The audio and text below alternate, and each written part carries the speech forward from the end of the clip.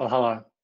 My name is Graeme Janes, and I have the privilege of delivering a webinar as part of the virtual 2020 Global Gathering Conference by Christian Camping International. My topic is creating quality in your association, and we'll be looking at what is good governance and what is good board practice. So let me start. So first of all, a bit about myself. I've been married for 32 years to my wife, Janine, who you can see here.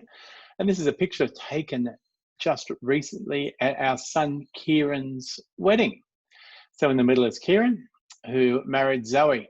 Next to me is our oldest child, Michaela.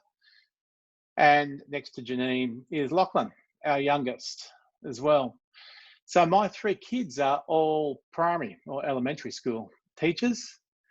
And just to continue the tradition of this family, Zoe, our new daughter-in-law, is also a teacher as well. In fact, Kieran and Zoe met at school at kindergarten and went through and have known each other since they were both 5 years old. So I'm CEO of Christian Venues Association. We're based in Sydney. We would have been the home association of the Global Gathering, as you would know, and we are so disappointed that you can't be here in person to join us. We have over 200 members, including over 140 individual camps who are our members. We have a staff of 5.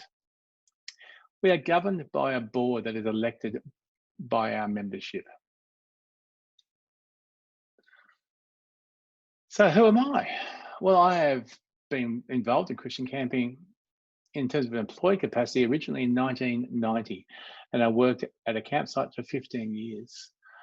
I've been CEO of our association, and what a privilege that is, since 2016.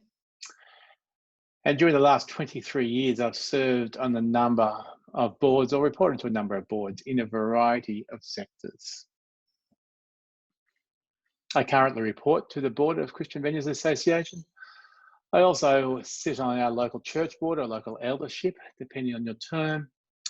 And for the last 7 years, I've also been on the board of the Australia's largest non-denominational Christian pension or retirement fund as well, which has been an utter privilege and remains so. As you can see, I have qualifications in a range of related fields. So what is governance? Well, let me suggest to you, it's a framework of rules and of systems and processes. And it's aimed to put in control and monitor the organisation. It controls everything and nothing. Good governance should not be a restriction to your ministry, but should enable your ministry and help your ministry remain focused.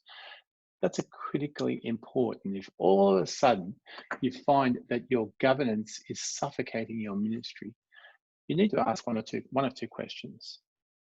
Does your board or the members of your governance committee, do they understand what the primary purpose of the association is? And secondly, is what your association doing in line with what the intent of the original association is and how it is defined by the governing documents, whether that is a constitution, a letter of association, or an informal list of objectives. So is governance something that we made up? No, it's not. Scriptures talk about it, and we can see in Romans, both in Romans 13 in verse 1 and in verse 7, we are taught that we should respect our governing authorities, whether it be our boards or whether it be the government who is controlling our country or our region as well. And we should honour them and respect them as well. So now question, what do cars have to do with governance? So we see here, whether it's a Tesla or a modern prototype car, as opposed to something that many of us are more familiar with, a car that is giving us trouble. Can I suggest to you that governance is like a car engine? When it's tuned well, we don't really think about it. It just does what it's supposed to do. But when it's running roughly, it causes us no end of pain. We become very aware that the car has an engine when it's making these odd noises, or we're not sure whether it's going to start.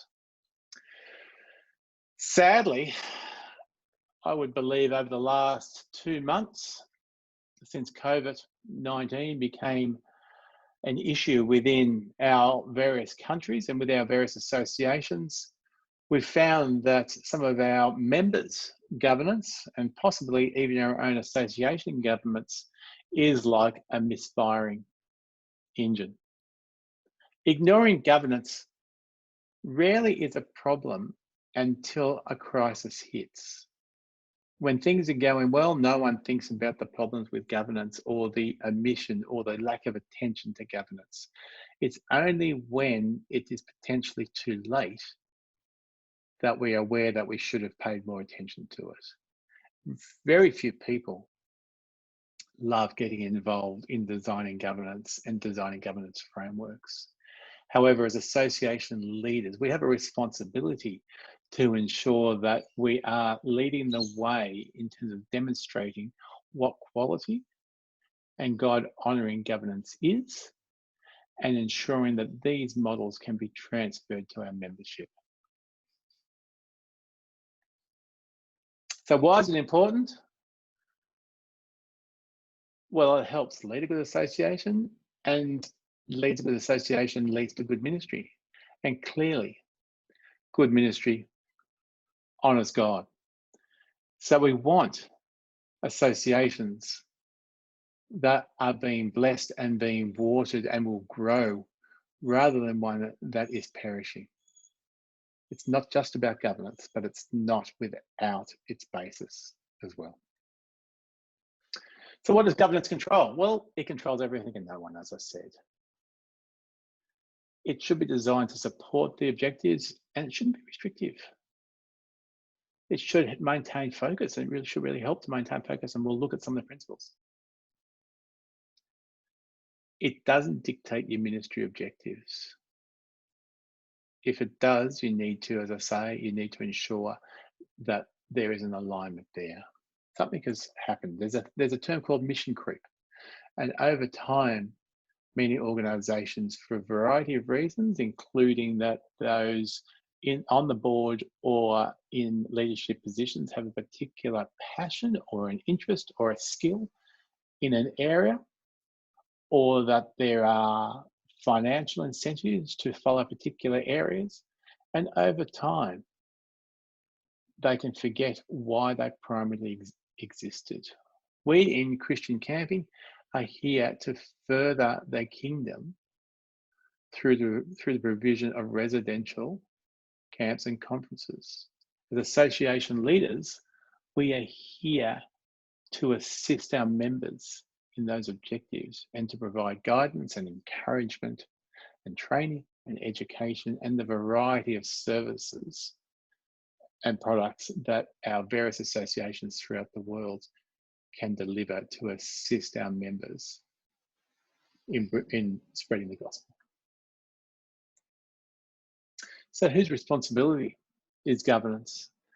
The temptation is always in someone else's. It's not. It's everyone's responsibility to ensure good governance. However, the board or the management committee, those charged with leading the association or the ministry, they're responsible for the formation and designing and implementation and enforcement of the governing documents. The constitution or a charter or the mission or the vision statement is not something that you do once and do not revisit for a number of years. It must be in the foremost of your decisions. You need to ensure that your actions reflect your intent, and your intent should be reflected in your mission and vision statement. It's why you exist.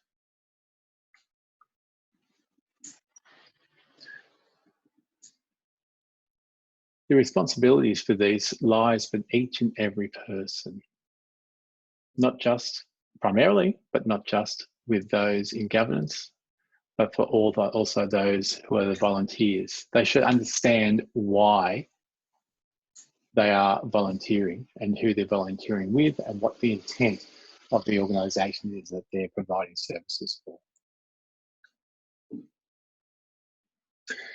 So as I say, everyone, it's involving everyone. And good governance for an association, as I've said before and will say over and over again, is a template for our members. We need to govern and we need to practice what we preach and what we teach.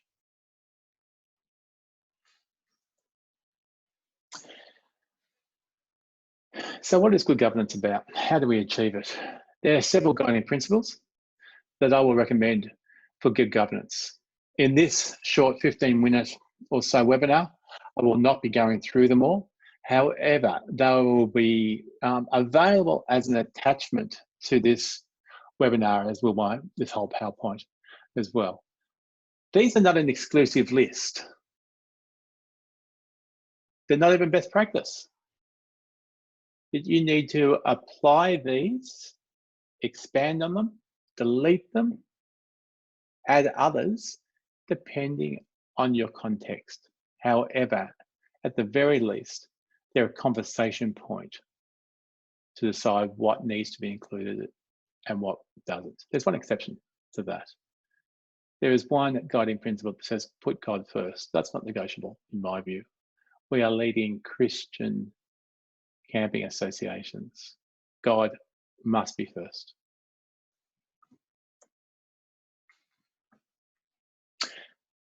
Let's talk about the board.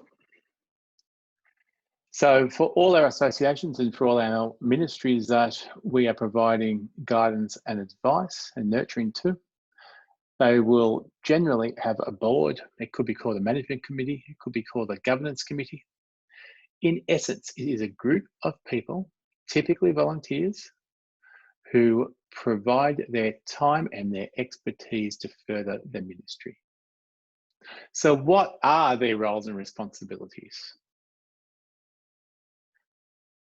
They are commissioned with setting and reviewing the mission and the vision statements.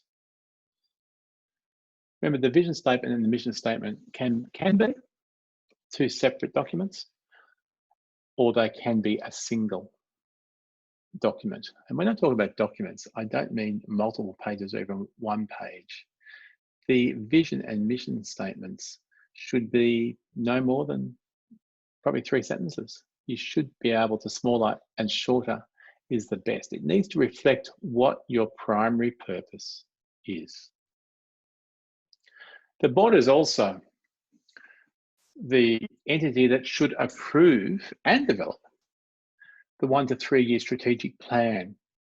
There is very much, particularly now with COVID and the changing since this pandemic, there is very much strong argument that a strategic plan that is beyond 3 years is just too long. Sadly, at the moment, we used to talk about 3 to 5 year, maybe even 5 to 7 year strategic plans. Where did you want the association to be in 5 years or in 7 years? Good aspirational, but the world is changing currently so quickly, and we just don't know what will happen within our ministries post-COVID, how many entities will still be around, how our associations will look. That a shorter strategic plan in these circumstances is critical and very important. And please ensure that it's a dynamic document. Even if you cast it 6 months ago, 4 months ago, it doesn't mean that it's still relevant for today's world. It is completely uncharted waters at the moment. However, the principles of knowing what a strategic plan involves and having one is still important. It may be that you have to modify or discard in 3 months. It may be that it continually evolves, but it is a practice that should be engaged in. The board should also understand, identify, and manage risk. You need to remember that not all risk is bad. Some 37 years ago, I took a risk and asked this young lady to go out with me for the first time. We got married 5 years later, and 32 years still, we're still very much in love. and enjoying life now in our mid-50s. To ask Janine to go out into the first time, that was a risk. That was not a bad risk. It was a risk well worth taking. There's a risk in terms of the things like the lack of being entrepreneurial or the lack of development. There's a high risk of stagnation. So do not consider that you want to be able to identify risks and identify the damage if a risk goes poorly for you, but avoidance of all risk is not the objective. Identifying the risks and managing the risks is the objective. The board is also tasked with ensuring legal compliance is adhered to. In many jurisdictions, including Australia, the board has legal obligations to the government. Our board has legal obligations to the government, and they have every right to ensure that we are trading properly, we have enough money to cover our debts and to cover our commitments. And we also are ensuring that the information we are sharing to members is honest and appropriate and legal. And the board has every right to ask questions around that. However, in many jurisdictions, depending on what type your board is, your board's job is not to do the job of the staff if you are blessed enough to have staff involved. The board's job is to empower the staff and to provide support and encouragement and guidance to the staff, but it is not to operate for the staff as well. The board should also ensure the financial affairs of the association or the ministry are kept in order. It is appropriate for them to ask for appropriate financial reports and to have assurance that the money received is being recorded appropriately and the money being spent is also spent appropriately with appropriate approvals. The board should also ensure there's no third-party conflicts. What does that mean? A third-party conflict is defined as when a board member benefits from a decision of the board. That has to be discouraged. All board members should be impartial and should not benefit personally from the engagement within the association. If some of the board members, and it's often the case, provide discounted or free services to the association, it could be accounting, it could be legal, it could be IT, those services should be documented just to ensure transparency. It's not just about the concern of inappropriate relationships, it's also to ensure that there's no suggestion of inappropriate relationships. Firstly and lastly, we want a praying board, we want a praying membership, and we want a praying leaders. They need to be prepared to commit and uplift the association and its members in prayer, fervently and regularly. We want them for their spiritual integrity, not just for the skills that they can bring. How big should a board be, and what are we looking for a board selection? Let me say to start with that finding board members is often difficult. However, the evidence is that the better the board is functioning, the more exciting the ministry opportunities are, and the better the association is telling the stories of changes that they are facilitating, the less likely you find that you will have trouble attracting board members. Even though many associations will send out a request for people to join the board, it's often the case that appropriately skilled people should be approached to prayerfully consider whether they would be prepared to volunteer their time. Many people are willing to volunteer, and it's the same in churches, but are not prepared to offer their services without an approach.